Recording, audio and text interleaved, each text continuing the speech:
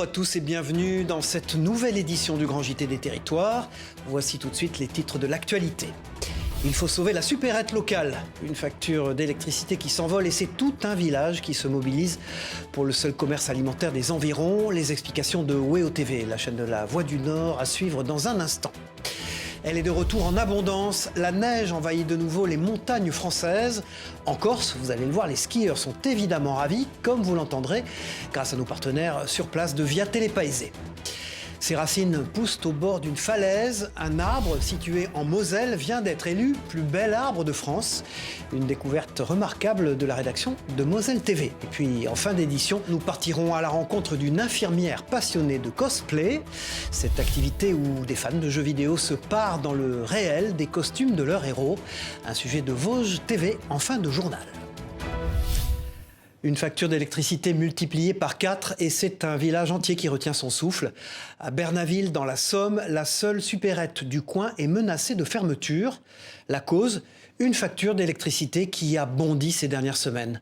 Plusieurs emplois sont menacés, une situation préoccupante pour les habitants aussi. Reportage et explication de Jérémy Houbron pour WEO TV, la chaîne de la Voix du Nord et du Courrier Picard. C'est la seule supérette à plusieurs kilomètres à la ronde. Pourtant, ce commerce de Bernaville pourrait bien fermer ses portes. Les clients se disent inquiets. Truc de fou, quoi. Indispensable. Comment ils vont faire les papis, les mamies? Nous, s'il faudrait qu'on se déplace, il faut avoir 12 voire 15 km. On n'a plus la poste, on n'a plus le trésor public. Vraiment, les communes ils se désunissent complètement, quoi. En novembre dernier, la gérante de l'enseigne recevait les nouveaux tarifs de ses factures d'électricité applicables en début d'année. 4 fois supérieur au taux habituel. Donc vous voyez, ça c'est ce que je payais avant, ça c'est ce que je vais payer en appliquant le nouveau taux de EDF. Près de 20 000 € mensuels d'électricité, un montant injustifié selon la commerçante. Qu'on paye plus cher de 10-15%, je dirais comme le cours actuel de la vie, mais pas 400 fois mon prix, quoi. Enfin, ça n'a pas de sens, ça n'a vraiment pas de sens. En cas de fermeture, les 8 salariés de la supérette pourraient perdre leur emploi et une partie de la clientèle, bien souvent âgée, pourrait se voir privée d'un commerce essentiel. Inacceptable pour ce collectif. Il faut savoir que Madame Maréchal prend des commandes par téléphone et qu'elle va livrer gratuitement tous ces gens-là. Et qu'elle va même chercher des gens chez eux pour qu'ils fassent leurs courses, elle les ramène. Chaque année, la supérette génère plus de 2 millions d'euros de chiffre d'affaires, trop important pour bénéficier du bouclier tarifaire. Alors certains élus locaux en appellent directement aux instances gouvernementales afin de trouver des solutions. À court terme, je dirais, c'est la renégociation d'un contrat qui soit supportable pour l'entreprise. Des aides de l'État, bien sûr, dans la mesure où justement nous sommes en zone de revitalisation rurale. Et puis après, peut-être des solutions à plus long terme, à revoir comment on peut structurer cette société pour découpler des activités et avoir des capacités de bénéficier du bouclier tarifaire, ce qu'on appelle les TRVE, les tarifs réglementés de vente de l'électricité. La gérante de l'enseigne se donnait un mois pour éviter la fermeture. Sur sa dernière facture arrivée ce matin, le taux annoncé par son fournisseur d'électricité n'était pas appliqué. Un court répit pour l'un des derniers commerces de la commune. Voilà, et le reste de l'actualité marqué aussi par le conflit en Ukraine qui est entré cette semaine dans son 11e mois. Et presque un an après le début de la guerre, la solidarité ne faiblit pas. Vous allez le voir, la preuve, avec l'association des pompiers humanitaires français qui déploie actuellement une unité mobile de soins à la frontière entre la Pologne et l'Ukraine.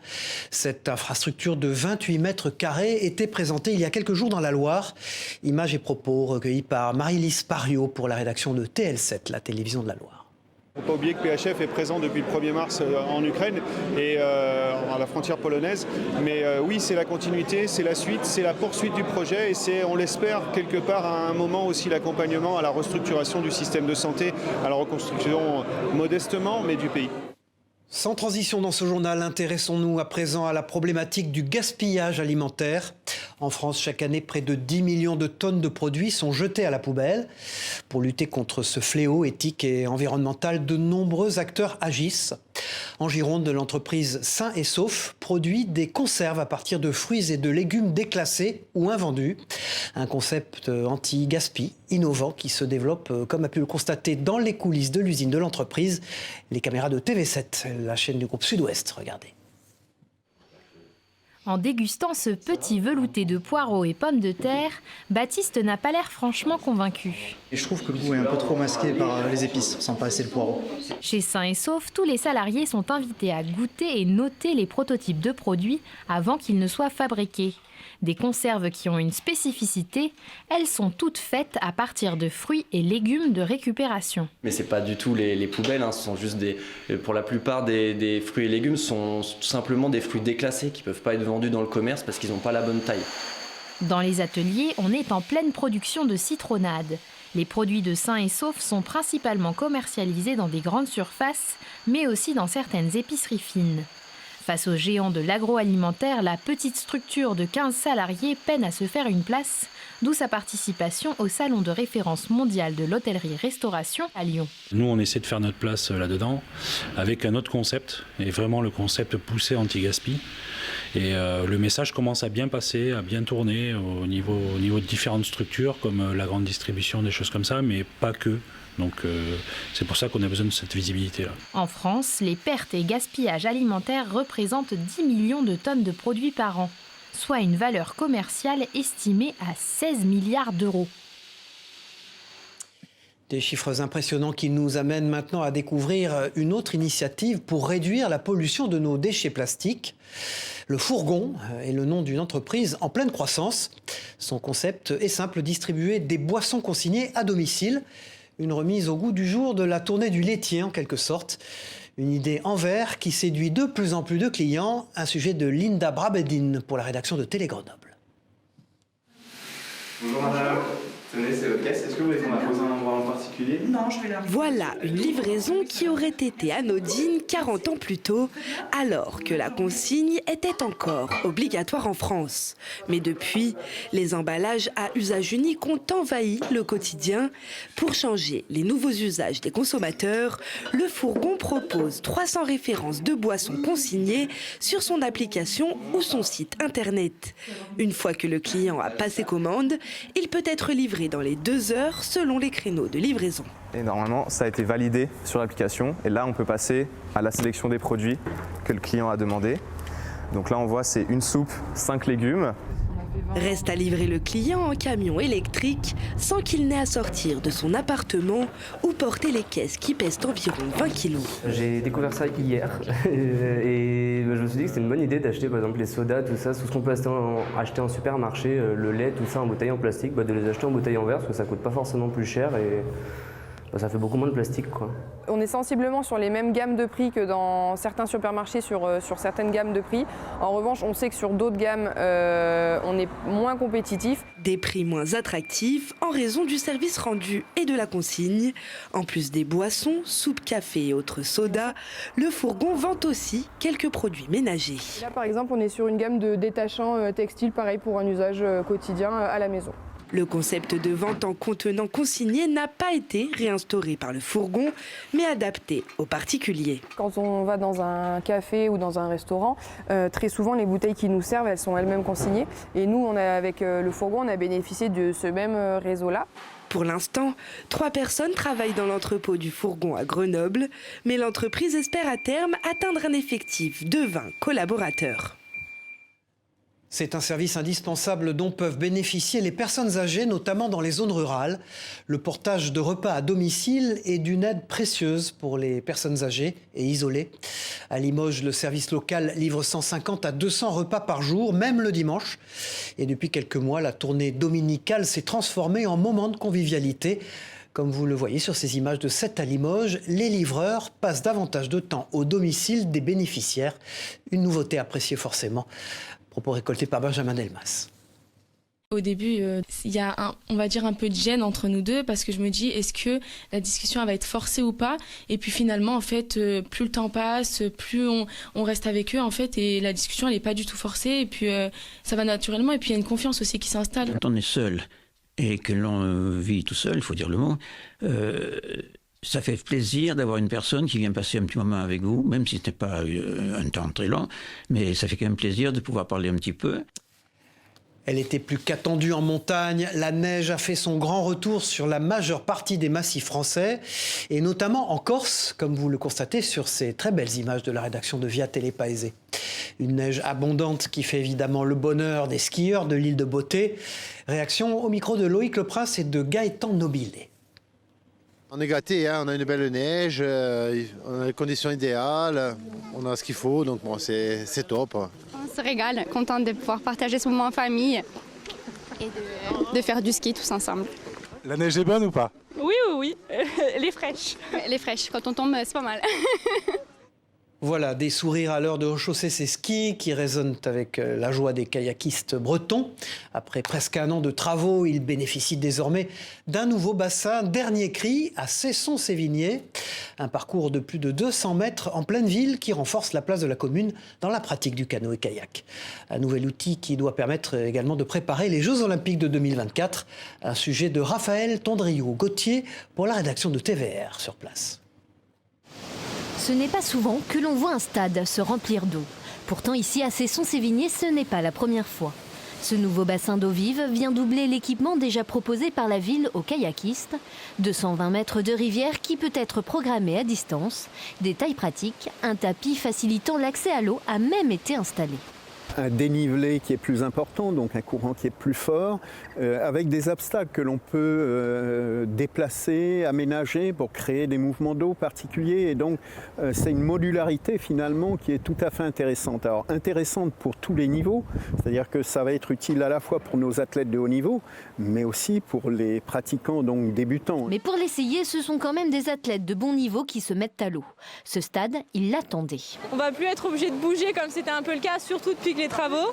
Là c'est génial, on a vraiment des conditions de standard international qui sont à la maison et franchement pour nous c'est vraiment chouette. Ouais. Une pratique qui se veut en cœur de ville, accessible à tous. Pour la commune, c'est l'occasion de briller au niveau national, car avec ce nouvel équipement, ce sont les championnats nationaux et internationaux qui s'ouvrent aux athlètes locaux. Aujourd'hui, l'importance, c'est de maintenir les activités des filières sportives ici dans la ville, qui ont été construites depuis des années, et puis surtout d'avoir un outil qui va nous permettre de faire vivre le centre-ville avec des événements. Un avenir déjà tout tracé puisque le site de Cesson-Sévigné a été choisi comme centre d'entraînement pour les Jeux Olympiques de Paris en 2024. Voilà, du canoë-kayak à l'aviron dans cette édition. Regardez ces très belles images de nos partenaires de Huit-Mont-Blanc en Savoie. Le lac du Bourget accueillera le 25 février prochain une compétition organisée par le club local. L'occasion de voir s'affronter les meilleurs équipages européens et dans un décor éblouissant. Mais aussi, vous allez l'entendre, de faire découvrir cette pratique à un nouveau public. Explication récoltée par Sébastien Germain sur place. C'est-à-dire que c'est un sport confidentiel parce que c'est compliqué à mettre en œuvre. C'est-à-dire que vous prenez un ballon, vous faites sur 10 mètres carrés, vous faites 2 dribbles et ça va très bien.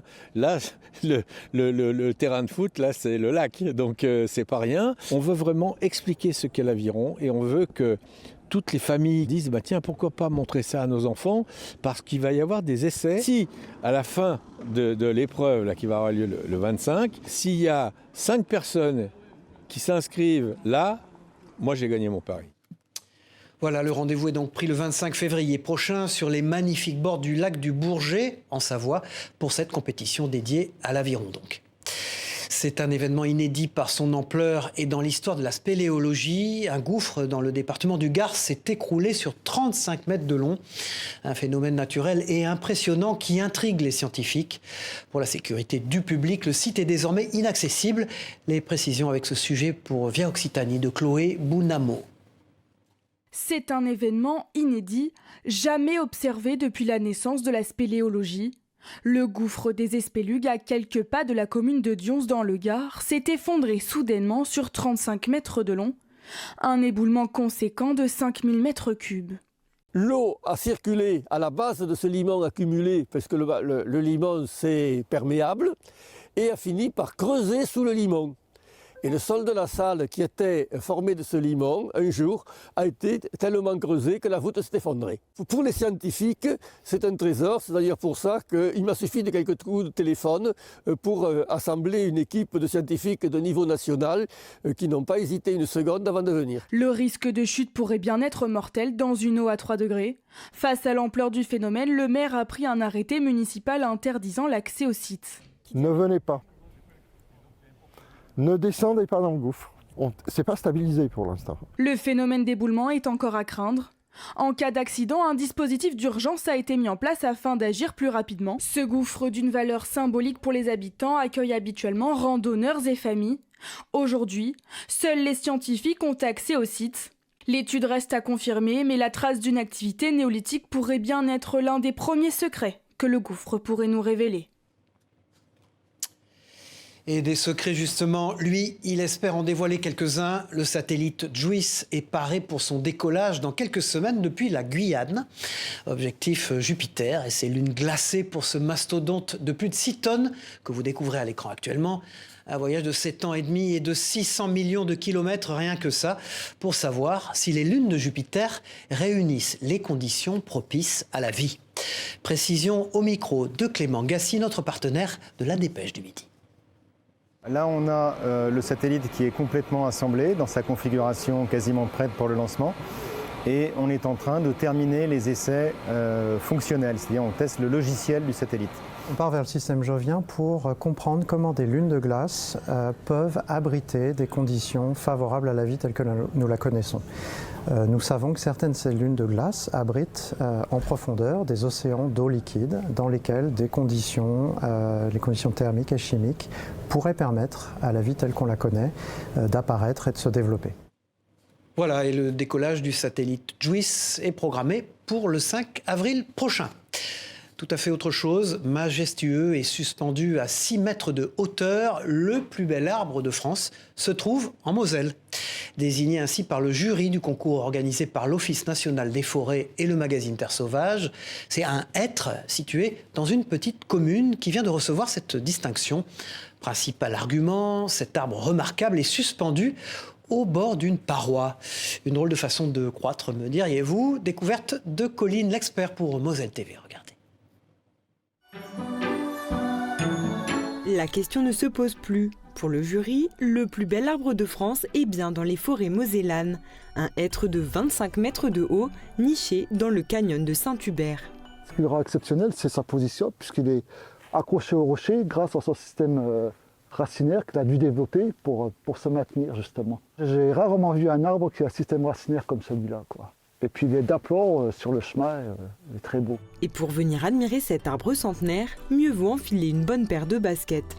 Suspendu à 6 mètres de hauteur, son implantation lui a permis de se démarquer parmi les 14 autres régions de France. C'est un peu un modèle, une leçon de vie, même en partant dans des conditions très mauvaises. Et si on se bat, on peut réussir. Et lui, il a réussi.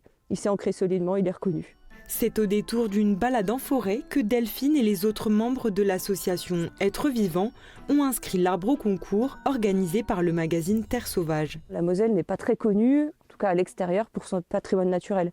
Les atouts qu'on va lui prêter d'office, ça va être territoire frontalier, ça va être son histoire. Le but, c'était de montrer qu'elle a un patrimoine naturel intéressant, exceptionnel. Grâce au prix du jury, ce village de 200 âmes voit désormais défiler les amoureux de la nature. C'est pas la foule qui vient d'un coup, c'est des passages réguliers tout au long de la journée, surtout les week-ends bien sûr, des familles qui viennent avec les enfants. La plupart des gens qu'on a pu croiser étaient enchantés de leur découverte, quoi. Objectif à présent, obtenir des financements pour développer les chemins de randonnée de Saint-Hubert, détenteur du plus bel arbre de France. Voilà, à 17 ans, il vient de remporter le titre de meilleur apprenti de France. Thomas Collignon, c'est son nom, est un jeune homme spécialisé en métallurgie serrurerie.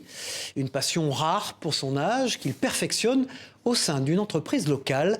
Rencontre et portrait signés de la rédaction de Canal 32 dans l'Aube. Enfant, Thomas Collignon assemblait déjà des pièces métalliques. Cet étudiant en bac pro à l'IUMM de Rosières a voulu dépasser ses limites en se portant candidat au concours du meilleur apprenti dans son domaine. Le sujet, c'était une rampe d'escalier avec comme motif un coq et les canaux qui étaient imposés. Que les vis tête fraisée doivent être soignées pour ne pas gêner, que quand on passe la main, que ça soit professionnel, qu'il n'y ait rien qui raccroche. 160 heures de travail ont été nécessaires pour répondre à un tel niveau d'exigence, soit chez lui les week-ends ou au sein de l'entreprise chapelaine Arrêt-Forge les vendredis après-midi. Alors c'est à cet endroit que j'ai passé le plus grand nombre d'heures, avec la forge, l'enclume. Thomas Collignon effectue son apprentissage au sein d'une PME de 25 salariés Intervenant parfois pour la restauration de monuments prestigieux, ici le gérant a tout intérêt à consacrer du temps pour la transmission des savoir-faire auprès d'apprentis ou de compagnons. On attire des salariés qui sont intéressés par les ouvrages qu'on réalise en fin de compte. On a beaucoup d'entreprises qui savent faire de l'aluminium, des assemblages, des fenêtres, mais des métalliers purs pour faire de la rampe d'escalier, style Louis XV, Louis XVI, pour faire des rampes débillardées. Et des métalliers, on en a de moins en moins. Thomas Collignon va chercher sa médaille le mois prochain. Il se donne 10 ans pour tenter le concours de meilleur ouvrier de France. Voilà, un savoir-faire précieux qui nous conduit dans la Sarthe à présent à la découverte du travail d'une restauratrice de livres anciens. À 28 ans, Marina Villeneuve a ouvert il y a 2 ans son atelier près du Mans. Un pari osé alors que le métier tend à se raréfier. Ils ne sont plus que 6 à proposer un tel service dans son département. Reportage d'Enzo Maubert pour la rédaction de LMTV Sarthe. Quand je dois expliquer aux enfants, en fait, je dis tout simplement que je suis un médecin des livres. Puisque mon rôle, en fait, c'est de les soigner, peu importe la maladie qu'ils ont pu avoir. C'est un métier qui demande à la fois patience et minutie. Dans son atelier, Marina restaure de petits trésors, des livres anciens, parfois vieux de plusieurs siècles, qui, entre ses mains, revivent. Je suis en train de retirer l'ancienne carte ado. Donc la carte ado, en fait, c'est une sorte de papier un petit peu épais et surtout très, très dense, qui va permettre en fait de rigidifier le dos du livre. Donc là, en fait, j'utilise une colle très très diluée avec de l'eau, qui va permettre de ramollir tout simplement le carton pour pouvoir en fait le décoller sans abîmer le cuir qui est en dessous. La restauration est un art exigeant. Chaque retouche est pensée et réfléchie. Marina doit rester la petite main invisible, celle qui répare sans toucher à l'âme du livre. On n'est pas là pour créer un objet artistique, on est là pour vraiment en fait, respecter la matière ancienne et le travail qui a été fait avant nous. Tous les livres n'ont donc pas vocation à être restaurés. C'est le cas de ce manuscrit dont la couverture a totalement brûlé. On ne peut pas faire de restauration à proprement parler puisque 99% en fait, des éléments anciens de la couverture ont disparu. Les histoires, le vécu se mêlent souvent au travail de la restauratrice, des souvenirs familiaux ou parfois même de petits objets cachés entre les pages. Voilà. Ça m'est déjà arrivé de trouver sur un livre qui était grand comme ça en fait, des restes d'un bracelet en perles. En fait, il y avait vraiment des perles minuscules en verre avec des petits bouts du fil de soie qui le tenaient. Des petits bouts d'histoire toujours bien gardés. Pour Marina, restaurer un livre, c'est aussi faire parler notre passé. Connaissez-vous le cosplay venu des États-Unis? Cette activité consiste à se mettre dans la peau de son personnage de fiction préféré. Christelle, alias Lilou Chris, est devenue championne d'Europe de cosplay en novembre dernier. Cette infirmière confectionne elle-même ses costumes et ses accessoires. Et vous allez le voir avec ce reportage de Vosges Télévisions, il s'agit d'un travail très minutieux. Thierry Lasson et Hélène Leplat ont rencontré Christelle, ou plutôt Lilou Chris, à son domicile. Regardez.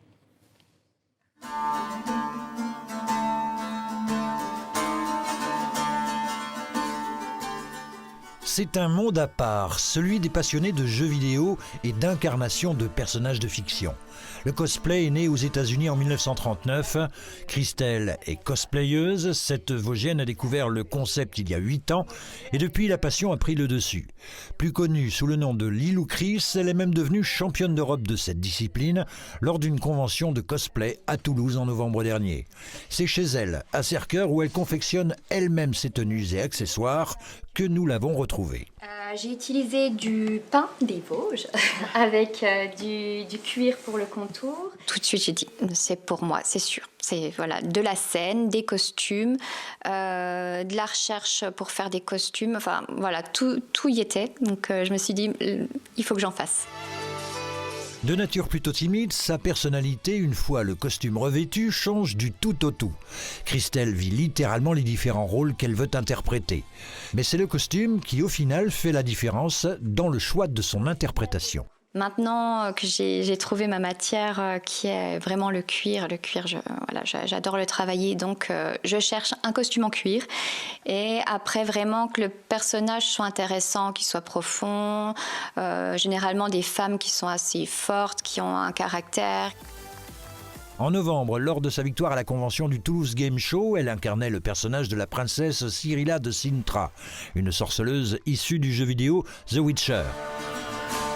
Après avoir enchaîné les concours, Lilou Chris a rengainé son épée. Enfin, pas totalement, puisqu'elle se consacre désormais à la conception et à la vente de costumes et d'accessoires. Elle sera l'invitée d'honneur les 25 et 26 février prochains à Épinal de Spinatori, la convention geek dédiée à la pop culture. Voilà, c'est la fin de cette édition. Merci d'avoir suivi le Grand JT des Territoires. On se retrouve très vite pour une nouvelle édition. Au revoir à tous.